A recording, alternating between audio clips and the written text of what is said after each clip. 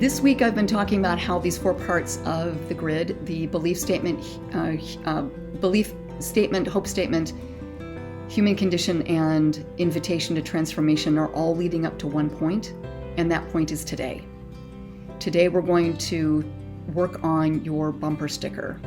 We're also going to talk about the latch and writing your first draft. And don't get nervous if you think I'm headed into it must be a manuscript. I'm not going there. So I'm using it generically. We have been sorting our thoughts all week, learning, discovering, praying, going deep into how this stuff affects us. And now we're going to take all of that we've been doing and distill it into the bumper sticker.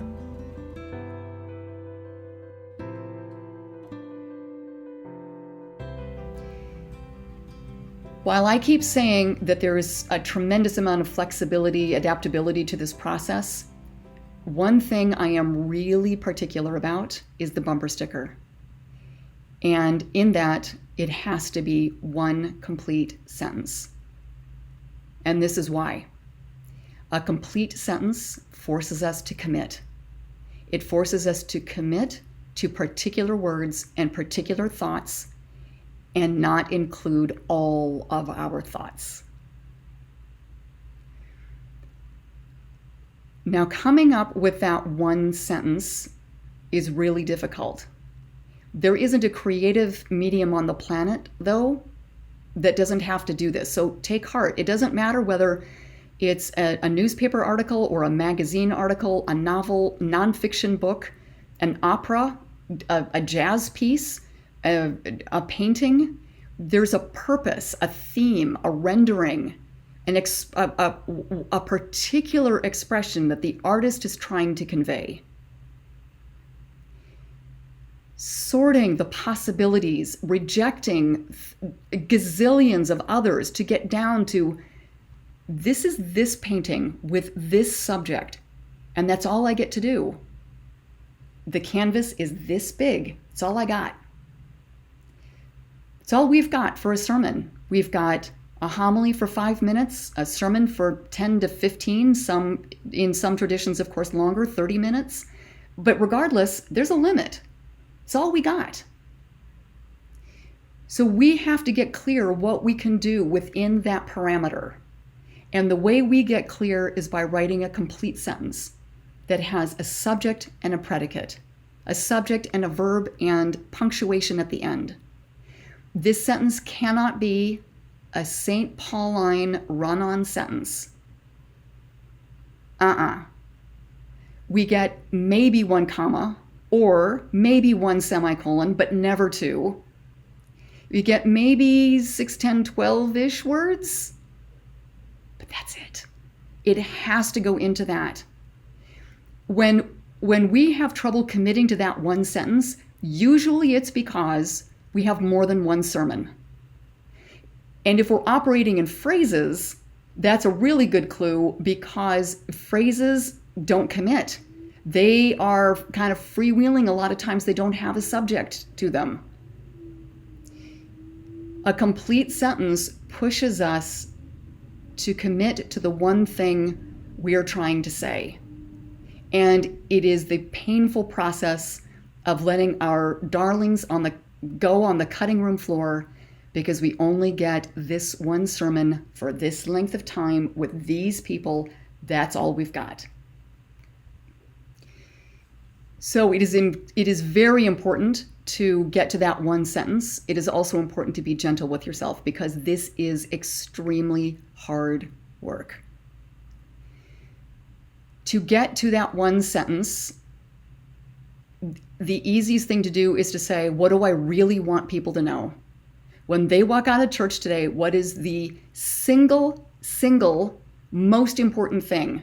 Not 2 or 3 that are, pretty close to equally important. One thing. You gotta pick.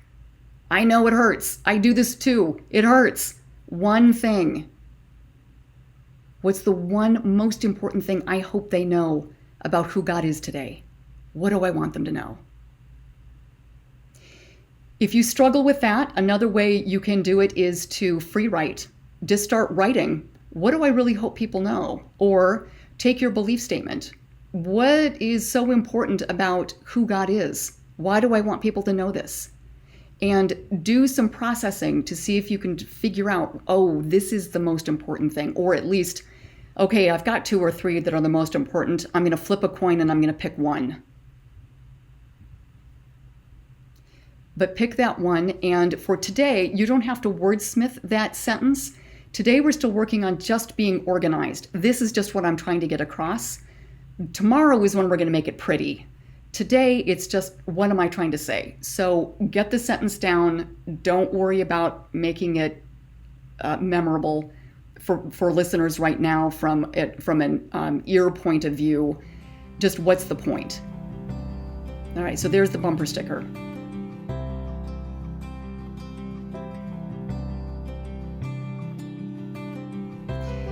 Once you've got the bumper sticker, then we move on to the latch. And the latch means, what will people latch onto to remember or put into context this good news? What will make this message stick? So what will they latch onto? The latch is most commonly a story, but not always.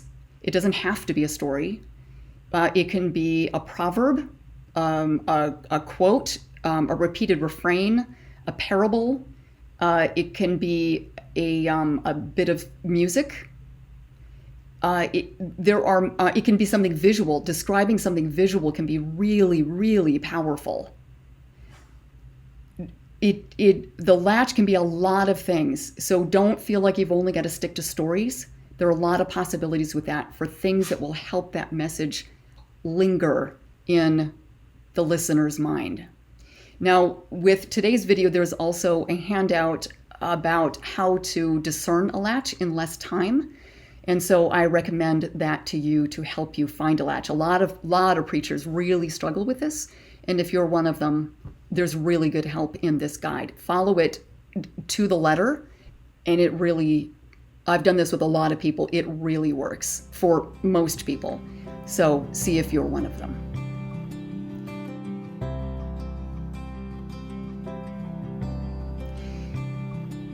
Once you've got your grid filled out, now you're ready to draft. But let me say two words about drafting. The first is, when I say draft a sermon, I'm being very generic. It doesn't matter whether you're doing a manuscript or notes or an outline and you keep it in your head. Whatever you do, this works. So I'm saying draft a sermon, meaning any of those processes. The other thing I want to say is, when it comes to using this grid, there are 2 ways people generally find it especially helpful. One is in the way I've described it. This is especially good for internal processors who want to feel like you've got an organized scaffold before you begin to write. Before you even start putting fingers to keyboard or pen to paper, you kind of know where you're going.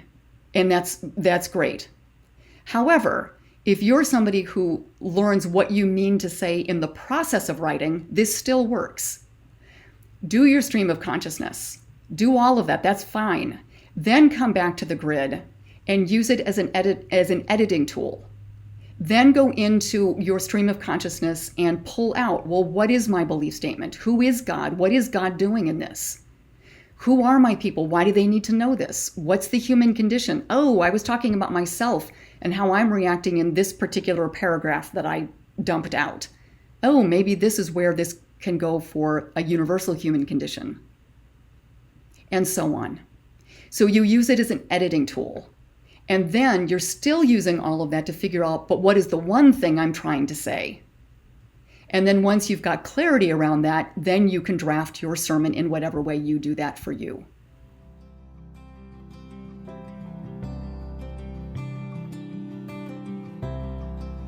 Today then, your homework is finish the Heart of the Message worksheet and draft your sermon. Write a rough draft. Don't make it pretty. Don't worry about that.